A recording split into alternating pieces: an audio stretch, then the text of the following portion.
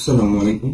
আজ রোববার 8 ডিসেম্বর 2024, 23 ফেব্রুয়ারি 1431, 5 জামাদিউসানি 1446। দৈনিক পত্রিকার বিশেষ খবর। শুরুতেই রয়েছে প্রথম আলো। সরকারি তথ্য আবারও ফাঁস, সাইবার নিরাপত্তায় দুর্বলতা। তথ্য ফাঁস হয়েছে গত 1 বছরের। রয়েছে পুলিশ, মামলা, সরকারি ওয়েবসাইট, শিক্ষা প্রতিষ্ঠান ও ব্যাংকের তথ্য। বেশিরভাগ ক্ষেত্রে ফাঁস হয়েছে সরকারি তথ্য ভান্ডারে প্রবেশের ব্যবহারকারীর আইডি ও পাসওয়ার্ড। ফাঁস হওয়া তথ্য পাওয়া যাচ্ছে ডার্ক ওয়েব ও টেলিগ্রামে। ফাঁসের তালিকায় রয়েছে 1,08,000 পুলিশ সদস্যের ব্যক্তিগত তথ্য। রাশিয়া হ্যাকারদের ম্যালওয়্যারকে দায়ী করেছেন সাইবার নিরাপত্তা বিশেষজ্ঞরা। জাতীয় নির্বাচন আগামী বছর নাকি আরো পরে? বিএনপি সহ যে কোনো দল সংসদ নির্বাচন রূপরেখা চাইছে, তবে সরকারের পক্ষ থেকে আনুষ্ঠানিক ঘোষণা আসেনি। ব্যক্তিগতভাবে মনে করি আগামী বছরই আমরা একটি রাজনৈতিকভাবে নির্বাচন সরকার দেখব। জানি না কি হবে, বলছেন ওয়াহিদউদ্দিন মাহমুদ, উপদেষ্টা শিক্ষা ও পরিকল্পনা।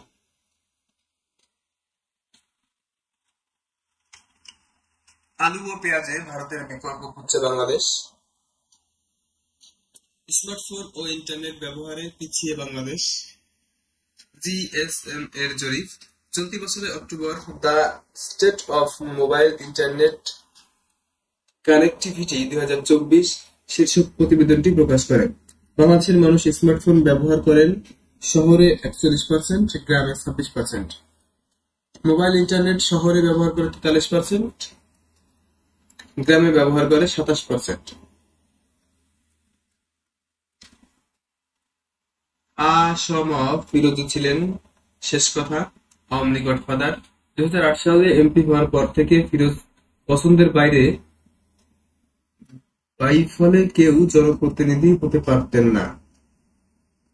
এই ছিল প্রথম আলোর বিশেষ খবর। আছে কালের কণ্ঠ। ব্যবসা স্থবির, রাজস্ব ধস, চলতি 4 মাসে ঘাটতি 31,000 কোটি টাকা। বাংলাদেশ থেকে ব্যবসা গোটাচ্ছে নোভাটিস। আর্থিক অনটনে ঋণ করে রিটার্ন জমা। উচ্চ মূল্যস্ফীতিতে সক্ষমতা হারিয়ে অনেক করদাতা। গ্লোবাল সুপার লিগ বাংলাদেশ প্রথম, রংপুর রাইডার্স। সম্মান ফিরে পাচ্ছেন প্রশাসনের 1,500 কর্মকর্তা। চলতি সপ্তাহে জমা হচ্ছে রিভিউ কমিটির প্রতিবেদন। সব প্রচেষ্টার উদ্দেশ্যে সেবাধর্মী বিচার বিভাগ গড়ে তোলা, বলছেন প্রধান বিচারপতি। মানুষের সব অধিকার নিশ্চয়তা থাকবে এমন সমাজ চাই, বলছেন জামায়াতে আমির। ঐক্যবদ্ধ শক্তির কারণে স্বৈরাচার বিদায় নিয়েছে, বলেছেন তারেক রহমান। বেসামাল বাজার অপপ্রচারে বাড়তি চাপ। অন্তর্বর্তী সরকার 4 মাস, পুলিশ কাজে গতি ফিরেছে, বাধা সরেছে তথ্য প্রবাহে, শিক্ষা অঙ্গনে শৃঙ্খলা ফেরেনি। আগামী বছরই নির্বাচিত সরকার দেখব, বলছেন শিক্ষা ও পরিকল্পনা উপদেষ্টা।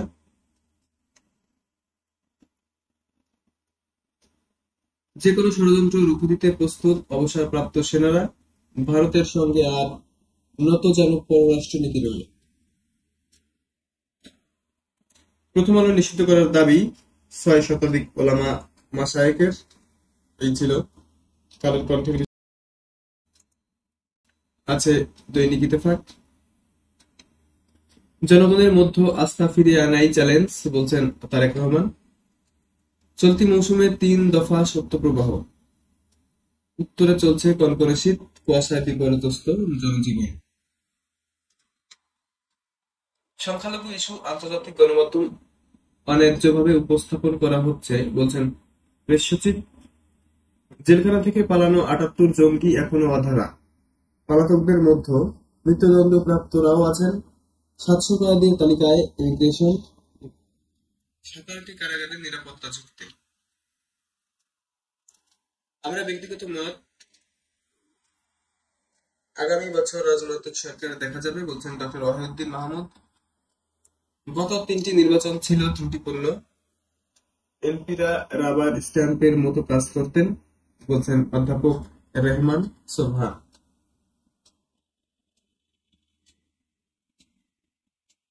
চট্টগ্রামে এলিভেটেড এক্সপ্রেসওয়েতে জিইসি র্যাম্প নির্মাণ বন্ধের দাবি। দরিদ্র হওয়ার উচ্চ ঝুঁকিতে 20% পরিবার। বিআইডিএস এর সম্মেলনে বিশ্বব্যাংকের কর্মকর্তারা। ভৈরব নদের ভাঙনে ক্ষতিগ্রস্ত 80টি পরিবারের ঘরবাড়ি। পাউবো ও বালুখোরদের দুষছেন এলাকাবাসী। এই ছিল ইত্তেফাকের বিশেষ খবর। আছে যুগান্তর। ন্যায় বিচার যেন বিলম্বিত না হয়, বলছেন প্রধান বিচারপতি। জ্বালানি খাতে বিনা টেন্ডার আর ব্যবসা নয়, সেমিনারে বলেন ফজলুল করিম খান। বিআইডিএস এর গবেষণা সম্মেলনে ওয়াহিউদ্দিন মাহমুদ বলেন, আগামী বছর নির্বাচিত সরকার দেখা যাবে। বাংলাদেশের বৈদেশিক ঋণ সুদ পরিশোধ বেড়েছে 90%। পর্যাপ্ত মজুদ থাকলেও ভোক্তাদের সঙ্গে প্রতারণা। 2 বছর আগে কারসাজি প্রমাণ হলে ব্যবস্থা নেওয়া হয়নি। কোম্পানিগুলো তেলের দাম বাড়াতে সরবরাহ বন্ধ করে দেয়, আবার পুরো বিষয় খতিয়ে দেখে অনিয়মের ব্যবস্থা ভোক্তা অধিদপ্তরের। ভোজ্য তেলের অস্থিরতায় নৈপথ্যে 6 কোম্পানি। ক্ষমতায় যেতে হলে জনগণের আস্থা ফেরাতে হবে, বলছেন তারেক রহমান। লক্ষ্যে না পৌঁছানো পর্যন্ত আন্দোলন অব্যাহত থাকবে, বলছেন জামায়াতে আমির। রায়পুরায় 2 ইউপি সদস্য নিহত। আওয়ামী লীগের মধ্যে সংঘর্ষ। হত্যার পর এক ইউপি সদস্য পা কেটে উল্লাস করে প্রতিপক্ষ। এই ছিল যুগান্তরের বিশেষ খবর। আছে বাংলাদেশ প্রতিদিন। ন্যায় বিচার যাতে বিলম্বিত না হয়, বলছেন প্রধান বিচারপতি। সংসদ নির্বাচন 2025 সালেই। দলগুলো চাপ, নানামুখী অস্থিরতা। 2 মার্চ প্রকাশ চূড়ান্ত ভোটার তালিকা। ইসি এগিয়ে নিচ্ছে প্রস্তুতিমূলক কাজ। আগামী বছরই আমরা একটা রাজনৈতিক সরকার পাবো, এটা আমার ব্যক্তিগত মতামত, বলছেন ডক্টর ওয়াহিউদ্দিন মাহমুদ। অন্তর্বর্তী সরকারের 4 মাস। সংস্কার প্রস্তাবগুলো প্রধান উপদেষ্টার হাতে পৌঁছাবে চলতি মাসেই। বিএনপির প্রতিশ্রুতি জাতীয় সরকার। দলের প্রত্যেক নেতাই অ্যাম্বাসেডর, বলছেন তারেক রহমান। ভারতের পররাষ্ট্র সচিব আসছেন কাল। ডিসি হওয়ার দৌড়ে 600 নাম। দিল্লি বাংলাদেশ হাইকমিশন ঘেরাওয়ের ঘোষণা। আর এসএস এর চট্টগ্রামে ভয়াবহ আগুন। আইনি জটিলতা শেষ করে দেশে ফিরলেন তারেক রহমান, বলছেন মির্জা ফখরুল। ষড়যন্ত্র রুখতে প্রস্তুত অবসরপ্রাপ্ত সেনারা। রাজধানীতে সমাবেশ। ভারতকে হারাতে মরিয়া যুবারা। এশিয়া কাপ ফাইনাল আজ।